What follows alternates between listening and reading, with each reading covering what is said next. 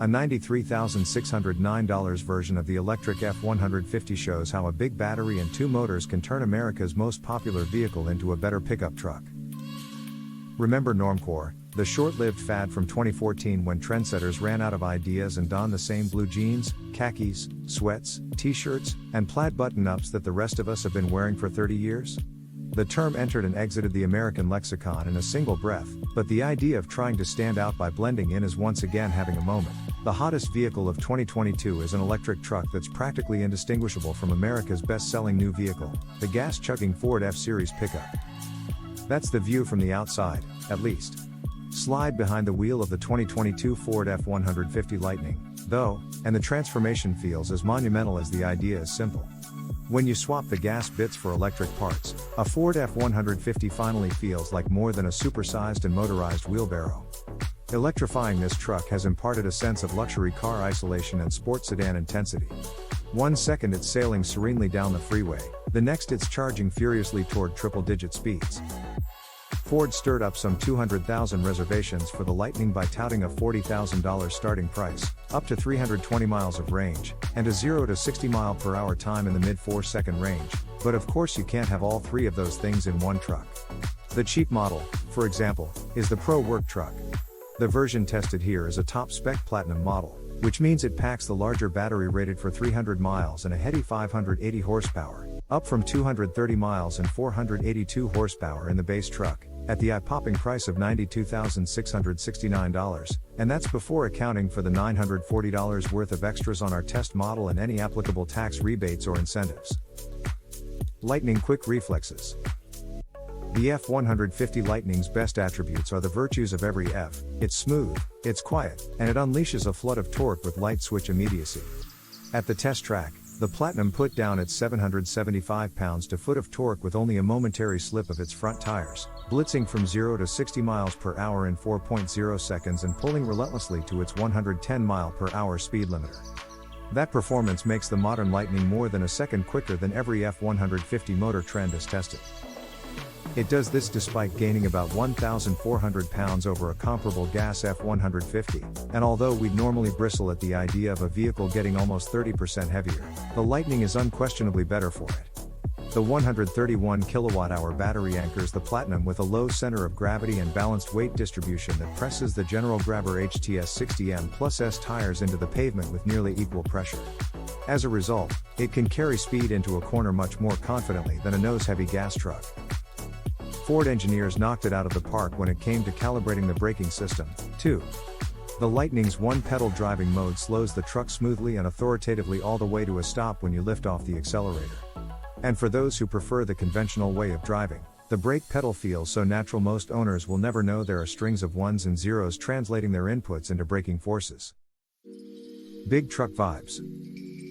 A multi-link rear suspension with coil springs replaces the gas F-150's live axle and leaf springs, but the ride quality is still defined by the same jiggles and shudders that plague all pickups built with body-on-frame construction. This is the one area where the Lightning lapses into its agrarian ways. Impacts large and small travel up through the Platinum's 22-inch quadhoppers, along its steel frame, into the aluminum cabin, and into your belly as a regular reminder that you still haven't shed that pandemic weight you put on 2 years ago. The wrong combination of speed and expansion joint spacing will also provoke an unpleasant nose-to-tail rocking on the highway. This is normal truck stuff that won't faze current F-150 owners, but anyone trading in a Tesla or a family crossover to ride the Lightning might be surprised that so many vehicle buyers willingly tolerate such abuse on a daily basis. Your range may vary. Hitching a trailer to the Lightning tames some of the busyness, but not for long. We towed travel trailers weighing 3,200, 5,200, and 7,200 pounds at highway speeds and never saw more than 125 miles on a single charge with the lightest camper. Although the Lightning has ample range for most drivers' daily needs, anyone planning to use the F-150 as a true work truck or even just as the family people hauler needs to understand the reality of the 300-mile range claim. As with all EVs, the Platinum's official range is based on laboratory tests that mimic a combination of city and highway driving. Load up and set out for a cross-country drive or a weekend at the cottage, and you'll likely be stopping sooner than that. Motor Trend's road trip range test, which measures range at a constant 70 miles per hour, puts the Platinum's real-world reach at 255 miles in ideal conditions. In Motor Trend testing, the Lightning added 135 miles of range in 30 minutes at a DC fast charging station, but frustratingly, we couldn't replicate that speed in another half dozen attempts. That's the unfortunate reality of charging a non-Tesla EV today. Even when the stations work, which isn't a given, you can never predict how much power they'll deliver. Modernizing the pickup truck. The interior is an attractive and comfortable place to spend time, even if it doesn't match the price tag. The Platinum bolsters its tech cred with a 15.5-inch touchscreen and a truly hands-free highway driving system. The former devotes its real estate to function over form with simple graphics and large buttons, while the latter still can't match GM's best in the business Super Cruise. Ford's Blue Cruise occasionally ping-pongs the truck between the left and right lane markers and is prone to turning into sweeping curves late, dialing in too much steering, then bleeding for the driver to intervene as it crosses the inside lane line. Inside and out, the Lightning is refreshingly gimmick-free, save for the $345 max recline driver and passenger seats, which seem more like a satirical commentary on the sorry state of American public charging infrastructure than a feature anyone who doesn't spend 12 hours a day in their truck would actually want to use. When laid flat, they leave an uncomfortable hump under your lower back, and there's nowhere to elevate your legs. But hey, if you find yourself waiting for a charge, the EV has arrived. The F-150 Lightning lands in the automotive mainstream right as other automakers are finding traction with EVs that are anything but ordinary.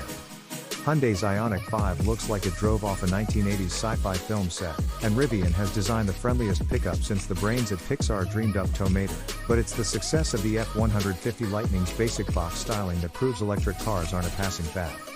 Ford planning electric Maverick and Ranger Lightning models is another point in that column. If Ford could deliver its entire backlog of orders in a single year, which it definitely cannot, the Lightning would be the 5th most popular vehicle in this country. At this point, Americans aren't waiting for EV technology to mature or the price to come down. They're simply waiting for the EVs they want to be built. We are interested in your comments. Don't forget to subscribe and like the video for more videos. Thanks for watching.